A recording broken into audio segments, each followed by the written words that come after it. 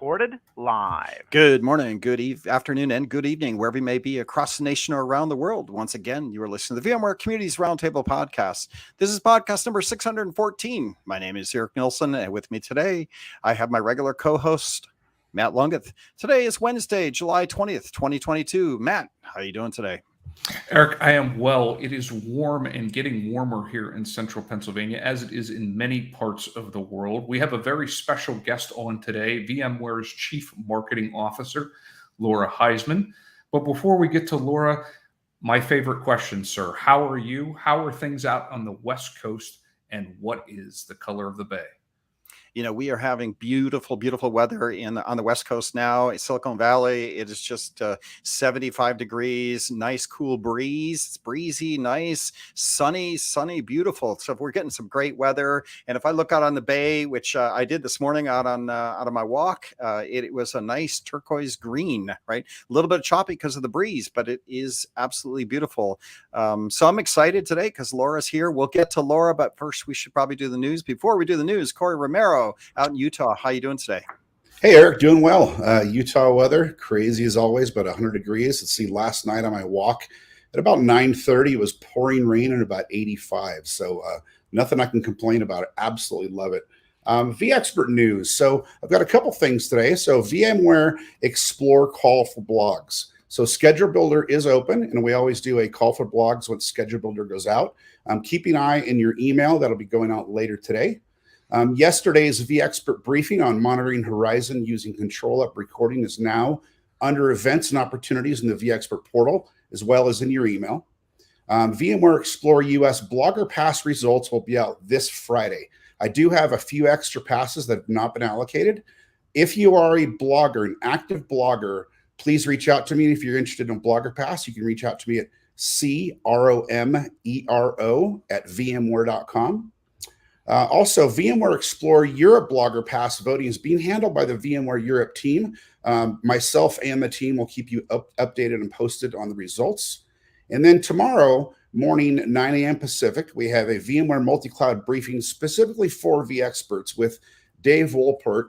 It's going to be a technical overview of what we talked about for our multi-cloud briefing. So we're going to go over that in deep dive. It's going to be only about 30 minutes tomorrow. So it'll be great. It'll be quick and technical. vExpert application appeals have been completed, and the results are also in email. And last is vExpert second half results were released on July 17th. So to see a list of all the vExperts, you can go to vexpert.vmware.com/directory, and you can see all of the vExperts as well as the subprograms and the vExperts in those subprograms. So that's what I have for vExpert today. All right, Corey, what's our count up to now, just out of curiosity, for vExperts globally, given the recent second half announcement? Just under 2,600. Amazing. Congratulations to all the new awardees for the second half. Yes, I know that back in the day when we started it 15 years ago, or maybe 14 years ago, we had like 30, and Microsoft MVP program had, 2,000, and we're like, oh my God, 2,000. How are we going to ever get there? And it's like, you know how you get there? Hard work and a lot of years, right? That's how you get there. I think when I took it over, it was 230 and change. Right. Exactly. Right. Yeah. Exactly. Matt, tell me, be psychic. What is the big news that happened Monday and Tuesday with regard to Explore? Schedule Builder has opened. Drum roll. Schedule Builder is open, and I'm super excited about that. And everybody, 39 days away till the Sunday, of VMware Explore week. So this is now we're in full tilt season. I'm sure that we'll be seeing several announcements, and of course, we had the content catalog out there for folks. But now let's get in there and schedule those sessions that you were able to browse through and get yourself registered for those individual sessions that were at the top of your list. Yeah, and let me tell you, if you're on the fence, right, and you're on the fence. Let's just say you're on the fence, right? Everybody's on the fence, especially nowadays with everything going on, lots of stuff. If you're on the fence, I would say that I heard today that VMUG is going to be doing their t-shirt stamping.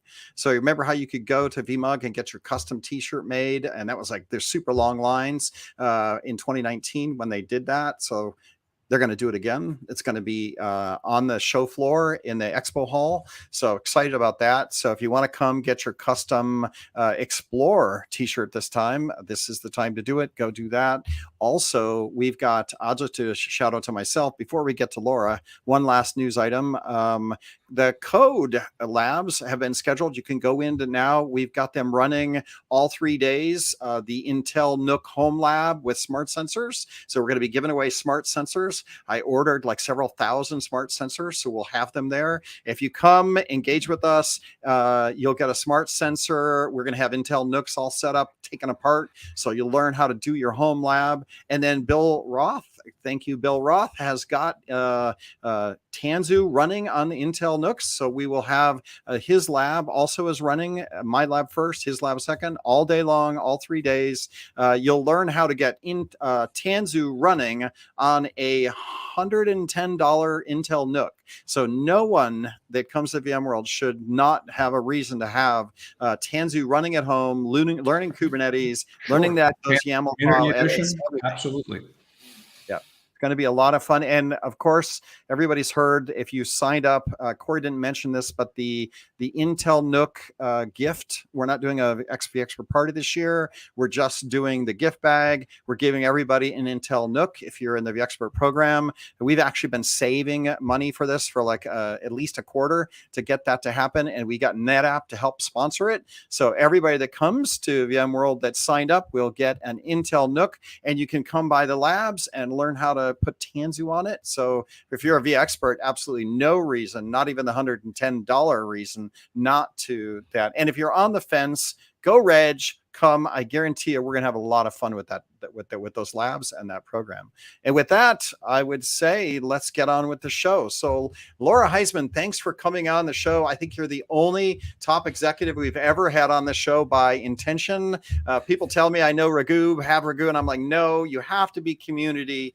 And so Laura, I know you from GitHub. We'll get into that, but we always start the show with, tell us a little bit about yourself. How long have you been in the industry? And, how did you get here? What does your career arc look like? We'd like to just to get to know you, and we'll ask you some questions about that. Well, thanks, Eric and Matt. I feel honored knowing this. So I appreciate you having me on today. And you sold me for all the reasons to go to VMware Explorer. So a little bit about me. I've been in the industry 20 plus years. No one ever actually wants to say the real number. And it has been a great career. I am California based. I've always been California based. You can call me a California girl. And started my career in musical instruments. Ironically, I play no musical instruments. So I learned a lot about the industry, but still have no musical talent whatsoever in my blood. And learned about technology essentially from there. I mean, musical instruments are in essence technology, and found a passion for technology, and eventually made my way to Silicon Valley, because that's what you did to be able to get deep into technology. And I had a blast working on everything from startups to very large companies throughout my career, everything from consumer, enterprise, developer marketing, all of the above.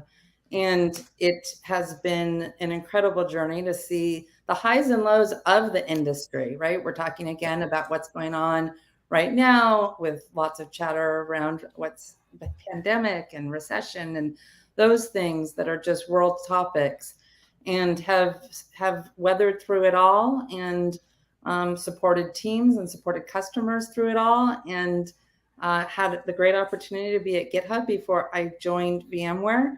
Learned a ton about community, and the passion around community with my years at GitHub. And it really, I think, led me here to VMware, and just absolutely thrilled. It's been about 5 months now, and it's been a great journey already.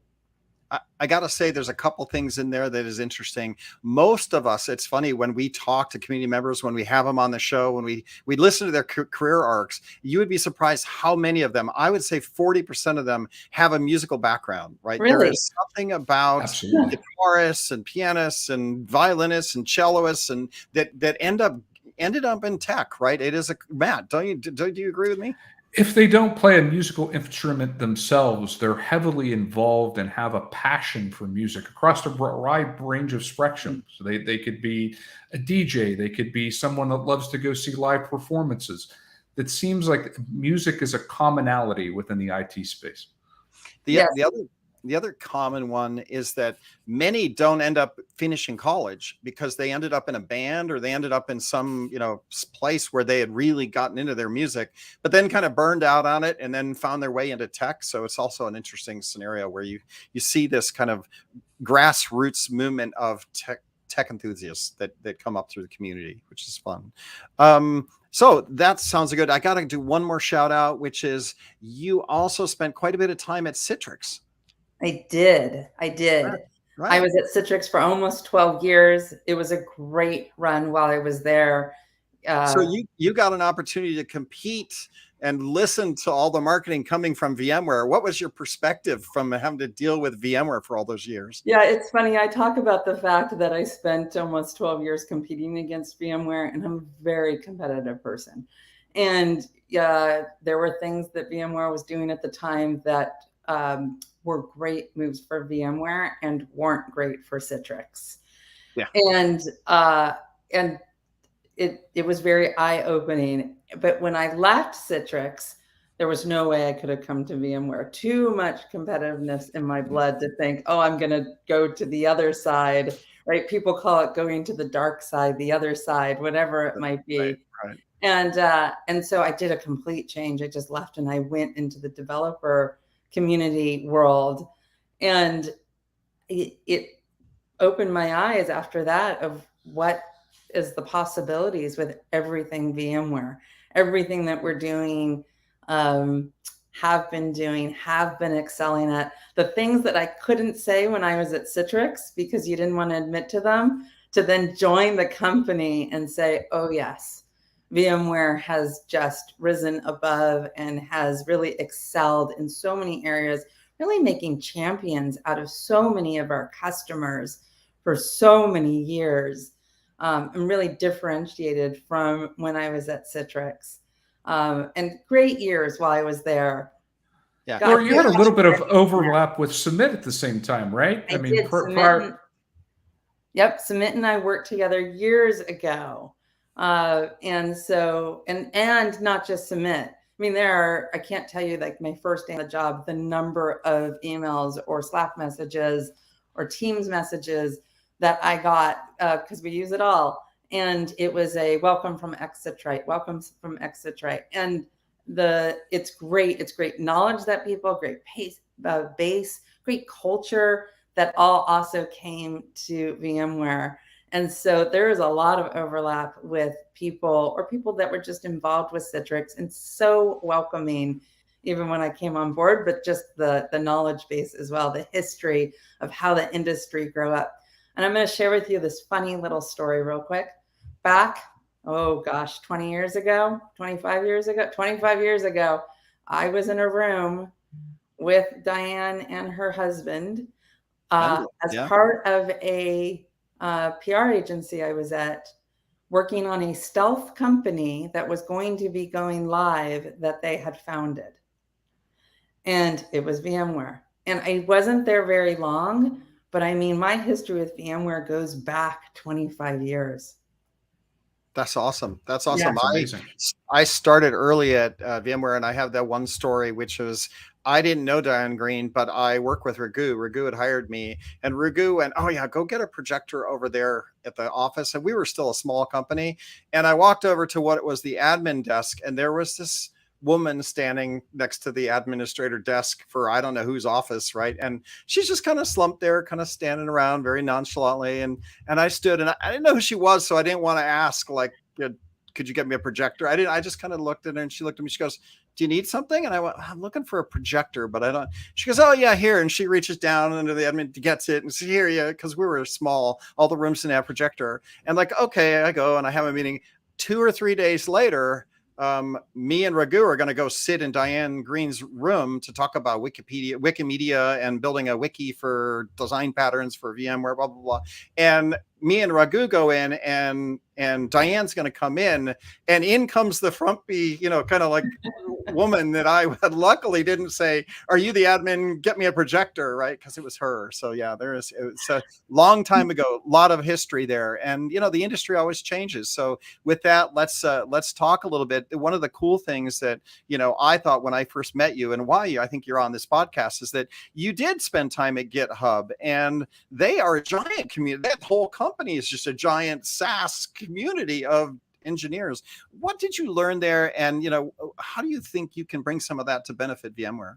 Yeah, I mean, GitHub is an incredible community. It is a community. When you think about a lot of companies today, especially enterprise software companies, it's about the product. And GitHub it's the culture, it's the community, it's the product, it's everything. And the focus is on the developer every single day for every decision that is made. It is this the right thing for the customer? And when you say customer, you mean developer. And everyone rallies around the success of the developer, from having to deal with how to help them be more productive and deal with the things that they don't like to do every day, which many people don't like to have to deal with many things every day and just want to do their work, to helping them with legislation that could potentially hurt what developers do, or to what happens within communities that are being challenged. Let's just talk about Ukraine. Like, how do you support developer community in Ukraine? There are things that everybody rallies around, whether you're an employee at GitHub, whether you're a developer that's on GitHub, whether you are just a hobbyist that tinkers but is still enjoying how to learn to code. And that is what you learn from being part of that community. I loved every minute of it. And it truly taught me the obsession with customers, essentially, because it's all about customers. So no matter where you are, what you do, how you're involved, and so many people listening here are part of a community, it's helping each other out. And that is what is so important and what makes us do great work. And you take that to VMware, and it's part of why I come here, is because VMware is a community in itself, and is a growing community. And we have new communities that we're always bringing on. And it's thinking as one community and getting everyone with VMware and all of our customers and all of our loyalists and all of our community all together, and focusing everybody there, because that's who makes us successful, is the community that is part of using our products, being part of our events, all of that. And so every day, I started my first day on the job, with okay, everybody, write it down. Like, we are customer obsessed. And that I really learned that from the GitHub community. Laura, to that end, as part of the VMware ecosystem, partners has been a large part of that community engagement, right?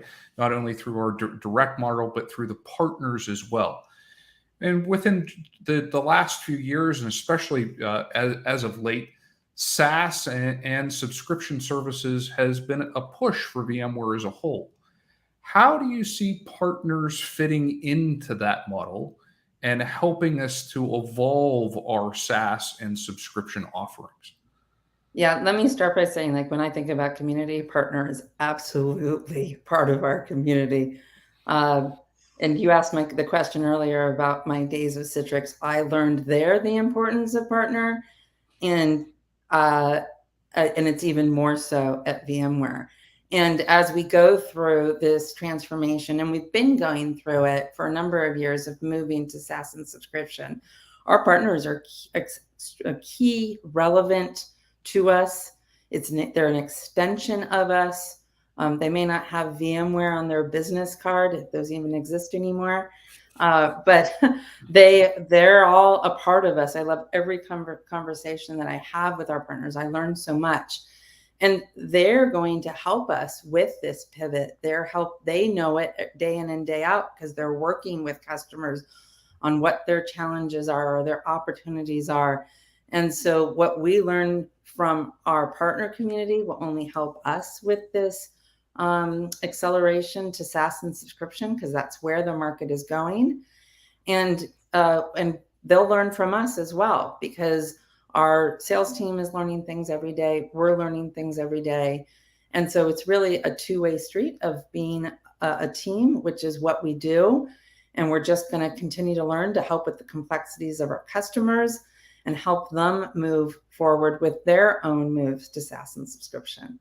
So I have an observation, right? Which is, for me, as we move into SaaS, marketing tends to end up being a more critical part, because it's no longer coming in with a salesperson and taking you down to the golf course in Monterey and closing a $7 million enterprise license deal. And we take the 7 million and we go, hoo-hoo, yay. And then you guys are, the customer is stuck trying to use it, right? And then the concept of shelfware shows up, and enterprise deals and the salesmen and the golf courses, all that. When you get into SaaS now, it's all about consumption. There is no longer you can do an enterprise license deal, but unless they consume it, nothing is getting drawn down on that account. And doesn't that then mean that marketing and community and all these places become critical in the purchase flow and the consumption flow and the revenue generating activities? Yes. And it's not just marketing. It is the holistic company. It's marketing, it's customer success team. It's everyone that's helping our customers. But yes, absolutely. Because we move into, okay, why are we using these products? We were sold these products. How can they help us? How can we help nurture our customers through their experience, whether it be not using any of their products, and why, and how do we help? Or what is it that they need to do to be able to expand fast because of some reason? I mean, we're there to be able to help them explain their own journey. And it's really our focus is to help our customers on this multi-cloud journey of their own. We've been talking about digital transformation forever now, or it feels that way. Everyone's doing it. Everyone's gone now into some mode or fashion of digital transformation, but now it's really more focused on their cloud journey, using multi-clouds. How are they going to do that? There's a ton of complexity that goes along with it. Being able to consume what they're doing, how we can help there. It all goes together. And we're doing things as far as a marketing organization to help better explain that to our customers. That is extremely important. And then, like I mentioned, the nurture part of this, the journey, it's not just the selling point, as you pointed out, Eric. Right. This is how to help our customers through their entire journey and be with them to be lifelong partners. Sounds a little bit like marriage, but to be lifelong partners together. And that's what we want to do. And we want to help them be successful and help them leverage the power of their cloud and their transformation, and how they can even run their own on-prem solutions that they've been doing, and how to modernize that. And I'll just call out, like, a recent example is our vSphere Plus and vSAN Plus announcements. Great way to help our own customers move to SaaS and subscription based on their legacy models. And so there's just a lot that we're doing to help our customers. Yeah, that for me is an important point, which is, and I'm sure you got this at GitHub, which is you actually have to look at kind of upsell opportunities and advanced services to your SaaS, because you get them signed up for SaaS, right? And maybe that's working for them. But then how do you do marketing to expose additional features because now SaaS delivery is just, we don't send you a package, you install it, you learn it. Now it's just embedded in the SaaS service. Once a month, once a quarter. Yeah. Sure. And how do you market to people that there are new features, there's new things they can do? And then if there's upsell opportunities, how do we do that? It seems like that's a stretch for VMware, because we just haven't ever had to deal with that. Yeah. And a little comparison to GitHub, right? When you're a developer, you're in GitHub. It's not a separate product. And so we have the opportunity at that point, when I was working with them, was to be able to educate, inform within our own product platform. We have some of that, but but that's not as natural for us. Yeah, that's interesting because you said vSphere Plus, and we had the vSphere Plus product teams in a couple podcasts ago. And it is Dave true Morera, that you 2 episodes ago. now, and you are in the product now. It is truly a SaaS console that we can bring you in and then introduce you to capabilities versus vSphere, vCenter, on-prem. You're not really in the product. And the big thing is you don't want to interrupt people's everyday productivity. And that's what you have to keep in mind. Because from a marketing perspective, I'd love to market to people every single day, every which way possible. Right. But I also don't want to become a nuisance or an interruption to what they're doing. You have to balance that. Yeah, we always talk about that ourselves because we're marketers. We work in the marketing org, right? Marketing pays our paycheck, right? And yet we're also seen as be careful, don't become marketers, right? And I'm certain at GitHub you had that in a big way because engineers, IT guys will live with marketers because they understand and they're sympathetic. Engineers are not sympathetic from that space, so you got to walk on a knife's edge. It's embracing. Right. It's embracing and working through it to understand. It's another audience, right? And how do our engineers work? Where are they focused? What can we do to help them? Because marketing to them new capabilities will help them. So that's not a nuisance, but how do you do it so it's not too much or, like I said, interrupting what they're doing? So you've got to find that balance and be able to help. And I've also learned, I've been on a big listening tour, that it is really helping our own customers understand what our full product portfolio is, because people know us for a certain thing, because we're really great at explaining our specific products. But across marketing, it is really more of a cross-product portfolio that we're taking a viewpoint from, sharing that with our customers, finding ways to do that. Even more important as we move into SaaS and subscription, because our products are all moving that way. How can we help them? How can we help unify everything? How can we think about it from their multi-cloud perspective? And so that's all part of this transformation time. Nice. All right. We do have to change topics a little bit because we'll just run right out of time here talking about GitHub and all that and SaaS. But one of the things you've taken over now and you've gotten exposure to everybody. We've had some great meetings. You've had great meetings around the company now. Now the question is, what are your top priorities for the second half of the year? And how can we, as 2,600 the experts, as well as I think we have 14,000 in the advocacy tool, and I think we have 100,000 active people in the community engaging. What are your objectives for the back half of the year, and how might we be able to help you accomplish those? Yeah, great question. Thank you for asking. I mean, I really think about this as being recognized as a multi-cloud, in the multi-cloud category, helping our customers be leaders within their categories. All of us helping to really explain and embrace multi-cloud. This is where people are going. They are not just, for the most part, standardizing on one cloud.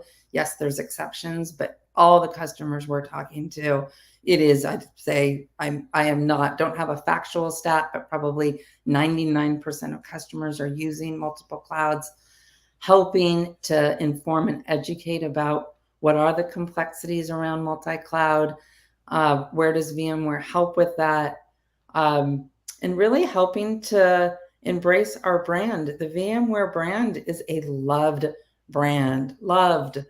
And for all of us to embrace that and help just spread the word about why VMware is loved. And then also I'd say that we're really focused on our key strategic plays.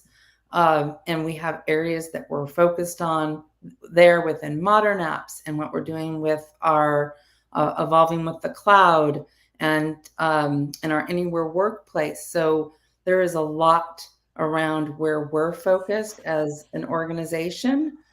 I'd say third, as far as priorities and focus for me, is being customer centric.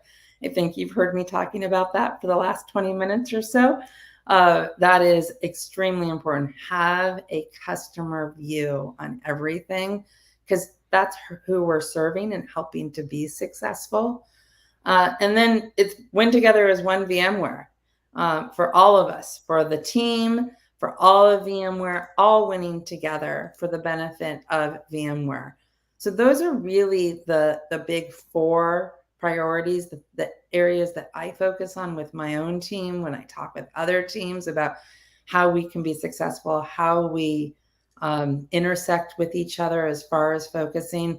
And I would ask of that help from our larger community to help us with all of it. So Laura, Matt, yeah, go ahead. That's what I was going to say. Matt, you talk to customers. You're a TAM. What do you think of that? Like, should we pick her apart? But go ahead, ask her some questions. Well, the community is so much a part of this environment, as we have talked about before. And within the ecosystem, we had previous methods through whether that's through programs like vMware Advantage, or now we are starting to transition possibly over to more test drive type activities and whatnot. As we move to more of these SaaS services, how is marketing going to help facilitate the interaction with the average admin to get their hands onto those software, to some of those components and whatnot that might be out there that they previously may have needed to download and install on their own, right, on a home lab or whatnot. As we're making those transitions over to a little bit more of a SaaS service, how are we going to be out there to put this software out in those communities' hands so that they can get to touch and know and understand where it fits into the entire portfolio, and then obviously eventually adopt that out there for their own enterprise? Yeah, maybe I'll add a piece to that, which is, did GitHub try to solve this with their community? Was there, GitHub is free, so you can just go in and sign up. But one of the challenges we had here is just, how do we get these SaaS components out to the influencers to get them exposure to it? Yeah, I would say it starts with the product, and that it starts with what we can offer so people can try things easier. And that is work in progress. I can't say that it's solved today for everything, but definitely heard. And we can market it, but we don't want to market it if people really can't just try it. And so that is work that's underway. And Eric, to your question about comparing to GitHub, very different, because you can get on and try for free and then build depending on, again, hobbyist team. I kind of answered my own questions as I said it, right? I'm like, oh, wait. So very different. But for VMware, it's important for us to be able to give an opportunity for people to be able to try. And so that is on the roadmap, to be able to keep improving there. Yeah, I think it's an interesting space to discuss, because GitHub did create a free product, right? And if you're going to be a good, solid SaaS marketing, group, having something that's free, that's a hook into your SaaS, and yes, you do have to spend money to keep that service up and running on a cloud somewhere, but then it does hook people into coming in, getting a free account set up, using it, and then obviously upselling them into more valuable things, right? And I think VMware hasn't gotten there yet of, hey, there's a free vRealize thing that you can go in and do some small amount. And I look at ESX in the package space. We gave ESX away for free, but then if you want to manage it, you had to go buy a license for vCenter and vMotion and that stuff. And I think there is an opportunity for us to figure out some kind of entryway in for people. Microsoft did this in the old, in 1985, I worked for Microsoft, and Word came out, and, WordPress, I think it was not WordPress. Gosh, it's been a long time. The other document editor at the time. I can't remember it. But what Microsoft did was they just started giving away free Word, or giving away Word that had easy password breaking. So then you could actually get footprint in for free, then come back and upsell them licenses, right? And so there's this strategy in software has been around for a long, long time, and SaaS, it's the same model. So I think we have to figure out some of that. Yeah, you're right. The strategy has been around. It doesn't translate to everything. Not all of our products can be offered that way, but there are good minds on this right now to be able to help to offer more to our customers to be able to try. Okay. All right. Back to how we can help. I do have to, because we're going to run out of time, transition to Explore, right? And some of the things that you're wanting to get out of Explore, right? I mean, it does take a village, right? And we do have a lot of people that end up going there. What are your hopes from running Explore in the US, in Europe, and now I think we're doing online in China, and then we're going to have some other ones throughout APJ as well. So if I ask you, if I could wave a magic wand and everything would be perfect with Explore, what would you like to see come out of that? Well, I'm excited about Explore, and yes, it's only about 5 weeks away, but we have been doing things online for how many years now? And Explore is an opportunity to come and be together as a community. And that is really what it's about. I've talked about it as being the center of the multi-cloud universe. Everyone uses the cloud. It's an opportunity to come together, have conversations, have that fist pump, elbow bump, handshake, whatever it is, with the people that you have been trying to talk to over Zoom or scheduling meetings with, and doing those things with. The real life conversations. It's so nice to be able to have that. And we want to bring the community back together. And so we're excited. We're excited to have our longtime community there. We're excited to have newer people to VMware there. It's really something for all of our community to be together. I think it's going to be great to have people that can learn from each other, whether it be the long-time vSphere customer talking to a newer Tanzu customer or whatever it might be, just to learn and hear from each other. That's what I want to see come out of VMware Explore. And it's over 600 sessions. So it really is something to help everybody. And I'm excited to see everybody there, and to do that fist pump or elbow bump or handshake or whatever it might be, because that's what we miss. We miss the hallway conversations. We miss what you learn at a conference together, the hands-on labs that we can do for in-person support, the meeting you, right? I mean, this is your own community coming together at Explore. All of that is going to be happening. Well, I know that we have almost 600 people signed up, vExperts, to come to Explore because they've signed up and registered for their Nook, right? So I know that it'll be fun. We'll have a party. I know the VMUG is having a party at the ping pong spin. I think it's called Spin. We did that a couple of years ago as well. So I think that's going to be fun. Laura, we're going to invite you to that, so you will get to come to ping pong if you got it open. So we're excited about that. There's a lot of things going on. Matt, I think you did have a question, so I'll throw it back to you. Laura, you've referred to this as momentum season, right? We have Explore US, we have all of the other global events, we have obviously the Explore event over in EMEA, but I do have to say we have the French Grand Prix coming up at Circuit Paul Richard, right? And on a certain race team, McLaren, with Lando and Danielle Ricard, we're going to see our logo. Yes. So briefly, that's something, of F1, obviously we had talked about music before within the community. F1, especially over for our European, both customers, partners, and employees, is a huge following. Can you speak briefly a little bit about our partnership there with McLaren and how that's come about and where we see that going into 23? Yep. Well, we have customers in a community all around the world, and we want to be able to get to everybody as best as we possibly can. So we talked about Explore and the fact that we're in San Francisco, we're in Barcelona, and then we're have different events happening in Brazil and throughout APJ. And we have an opportunity to reach even more people. And that's through things like the McLaren sponsorship, which we are very excited about. And it's another opportunity to share our brand with the world. And it's an opportunity to also have everyone talking together about VMware and F1 and McLaren and all the things that go together. And so we have our first showing is at the Grand Prix, the French Grand Prix, and you will see the VMware logo on the car. Very excited. We are going to be included in multiple races this year.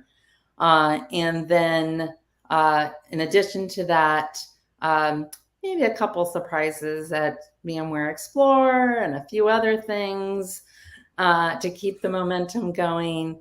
And then for calendar year 2023, you'll see the VMware brand on all of the cars, on the 2 cars for all of the races, and the driver kit, and just really fun to be able to see us. There's so many McLaren and F1 fans out there.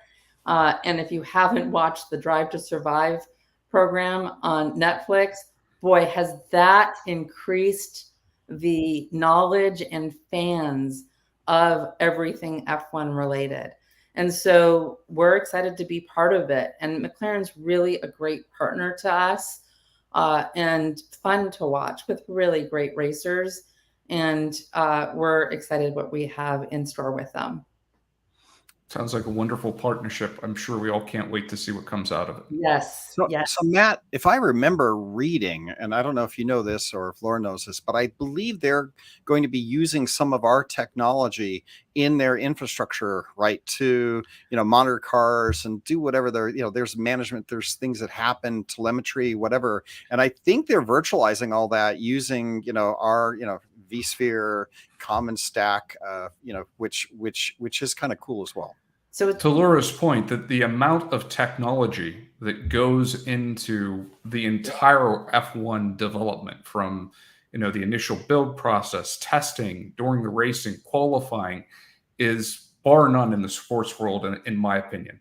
So to see that marriage of our technology stack driving that innovation with it in cutting edge, and for what is, will ultimately come down to, hopefully, to consumer vehicles is something special. It really is.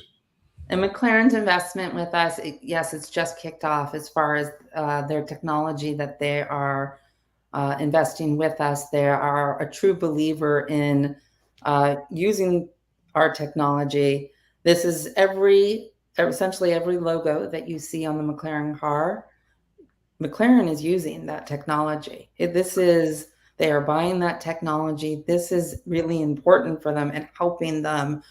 And it's not just the racer. It is all the technology that goes into the car, the data, the analytics, the network, all of that is so important to what an F1 race is all about. And it goes to talk about partnership. It's its own community, the McLaren community, that papaya orange, everything. So there's a lot of similarities there as far as us building our own community. I think what happened, Matt, is that they really wanted a discount on vSphere. So they're like, we'll give you some stickers on the cars and stuff if you give us a discount, right? Like it was really about vSphere. It wasn't about marketing. It wasn't about any opportunities. It's just like, they just wanted a discount on their subscription services. That's all. Some salesman's like, I didn't know how we can get you that extra 5% off. We can, if you'd let us use the McLaren logo on a couple cars, that'd be awesome. I think I'm laughing a little bit about your comment of a sticker on a car, because I am sure it's much more than a sticker. And just remember, if you are coming to Explore, we've got a sticker wall this year in the booth, the blogger tables. We're gonna have slots for everybody's stickers. You can go to Sticker Mule right now, and you can get your sticker ordered. You spend like $100 for like 100 stickers. They're pretty cheap. Go get your stickers made for your brand, because Explore, we're gonna have sticker exchange, and maybe we'll dig up some McLaren stickers too and put them on the sticker board just for fun. Because we know it's all just about stickers. It's all about stickers. All right, Laura, we're running out of time here. We got 5 minutes left, and we do live stream on YouTube. If you want to go check it out and give us a like and a follow, you can see what Laura looks like, and obviously me and Matt see what we look like. So if you run into us at Explore or anywhere else, you can say, "Hey, I saw you. This is great." Say hello. That'd be great. And because we're on youtube.com/vbarbecue, we will end up, because it's lunchtime here in California. Laura, we always ask people, like, do you do barbecue? Do you make barbecue, eat barbecue? And if you do, you got California, you must do some barbecue. What is your favorite, either barbecue to make or barbecue place? So my husband does all the barbecuing, and we do a lot of it. We've got a smoker in our backyard. We've got a barbecue in our backyard. We have a lot of barbecue. My favorite is probably, I'll start with the smoked chicken that he's been experimenting with lately, because it's just amazing. And then he does an amazing beer can chicken. So he's the barbecuer, I cook everything else, and my kids are the bakers. There's a running joke that there's a guy going, "Yeah, I'm going to do barbecue tonight, honey." And the wife looks and goes, "Great." And they show like a million pots with her in the kitchen doing all the cute the sides and everything. And the guy's out with a can of beer, dumping it on chicken, right? Like, and that's all he does. Beer chicken sounds great. I tell you, this year in California, this time of year, Brentwood corn is in. And so we go to the farmer's market in Palo Alto, and we get 20 ears of corn, and we put them on the barbecue just in the hucks, and then we burn them and barbecue them up. And man, the Brentwood corn in season right now is just amazing. So, well, I will say he also does this incredible, my kids now do it, apple cobbler that we do on the smoker. I've heard of that. I've never done it.